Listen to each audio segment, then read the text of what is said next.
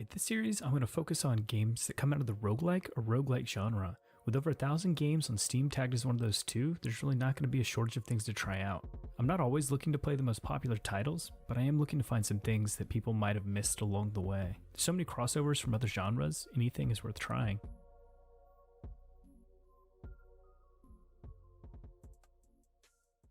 The Overture store page describes it as an action-adventure roguelike, which draws heavy inspiration from hits like Diablo, Realm of the Mad God, Zelda, and Binding of Isaac.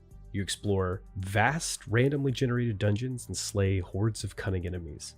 I'd label that as somewhat accurate. I can see certain elements of all of those games very lightly applied here.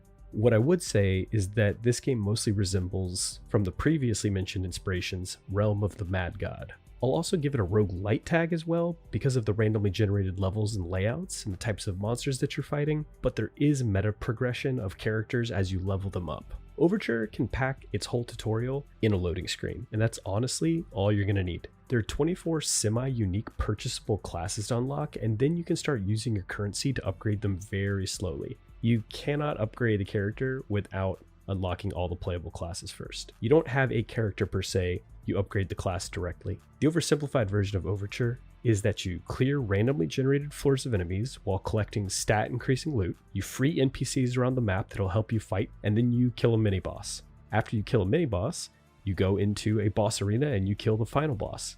The deeper you go, the more difficult it gets. Hopefully you defeat the mini boss in the arena, and then you're presented with a handful of options that you can purchase, and you go to the next floor. This is an endless bullet hell hack and slash, and you spend most of your time running around corralling packs of creatures to mass murder while you're bullet hell dodging projectiles. Loot drops from most smashable objects, and gold piles up in such quantities that you feel like a vacuum cleaner sometimes. Already, I've covered every core concept here, and that's what makes this game such an easy game to pick up. For the cons, everything is more or less a ranged class.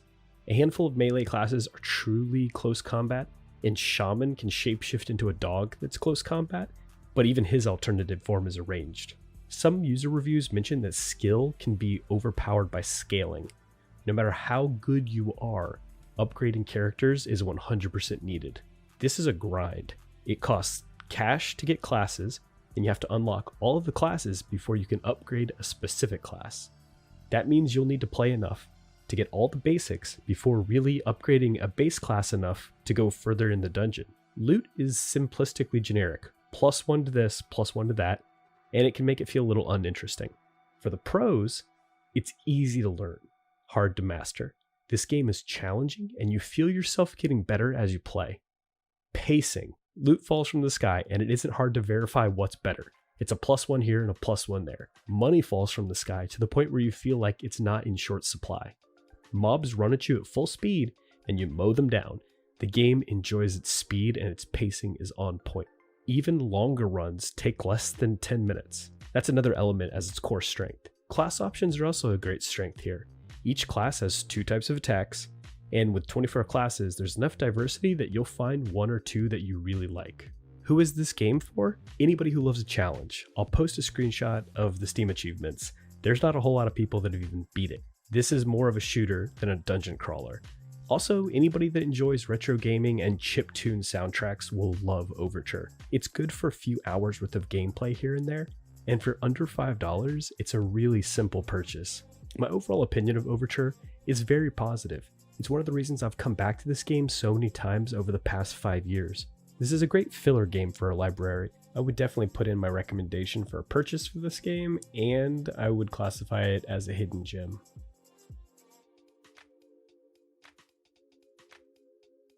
Chronicon is the next game I'm going to talk about, and this is definitely an early access success story. Originally, it released in 2015, and 1.0 just released this week, coming out of early access. Although Chronicon is an ARPG with permanent class progression, they do pull roguelite and like elements when it comes down to procedurally generated levels, which allow for playthroughs to feel unique even if you're rerunning the same acts multiple times. There's also a permanent death option you can check off as well.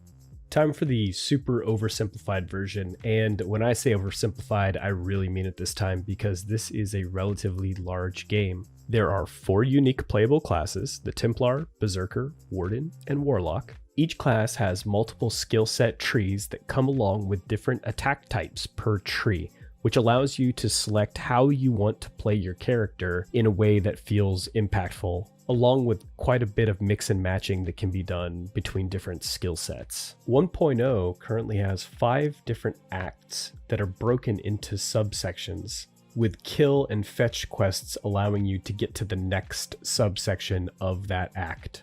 There's a town that has NPCs that allow you to do things like socketing gems, enchanting items. There's even a Diablo-style Kadala knockoff that lets you randomly gamble your money away at the chance of getting good loot. And if you look at the achievements, you'll see that the chance of getting good loot is pretty decent. The more normal way of getting decent gear is by just playing the game and going through dungeon levels and killing monsters and bosses as you find them. There are elite packs and mini bosses throughout the dungeons, and sub-dungeons that have bosses and special events, and a handful of puzzles that are peppered throughout the map that are simple enough to keep non-puzzlers like myself entertained. Now for the cons. Although the procedural generation is usually pretty good, you often find yourself in dungeons that look just like the dungeon you were previously in. The pacing is also a little slow at the beginning. It takes until getting to 15 or 20 to really pick up. For the pros, the loot is impactful. There are times where you will be looking at your character sheet and you're trying to determine whether that 7% fire damage is better than that 6% attack speed, so you just go through it and try it out. For min-maxers out there, that's a great thing. Plus, it adds a layer of character depth that gives it identity, along with creating some pretty good synergies between items and builds that you might be interested to try out. Sound, music, visuals all get a +1 as well. My overall opinion is really just a first impressions. I haven't beat the game. I wanted to wait till full release to actually play it, but the week of playtime that I have so far has been incredibly positive. I'd say that Steam agrees with that as well, seeing as it has currently a 94% positive review rating. Who would I recommend this game for? Actually, anybody at this point. There's a relative simplicity for Chronicon that makes it something that's really approachable for any type of gamer. This may sound a little crazy, but if Diablo 3 and Realm of the Mad God had a baby, it would be Chronicon. And I love everything about that. At this point, there are a few things that I can't really review, like the ease of access for playing with friends. Still at this point, none of the people I know have purchased this game, so it's been hard to validate whether or not I can actually connect with any ease to the remote play together features. If you're somebody who has a +1 spot in your party for somebody like me, let me know. I'd be more than happy to join. I also can't speak about the story for the game. So far, it's been relatively simple, but as I've only completed 2 acts, I'm really not sure what the end looks like. So would I recommend Chronicon with the experience I've had so far in the past week? Yeah, I definitely would, especially at $13.99.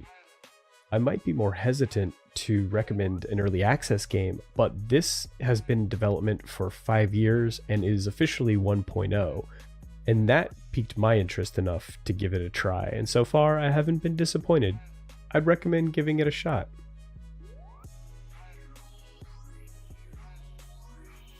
If there's games out there that you feel got mixed or negative reviews on Steam for no reason, let me know. I'll be more than happy to try them out.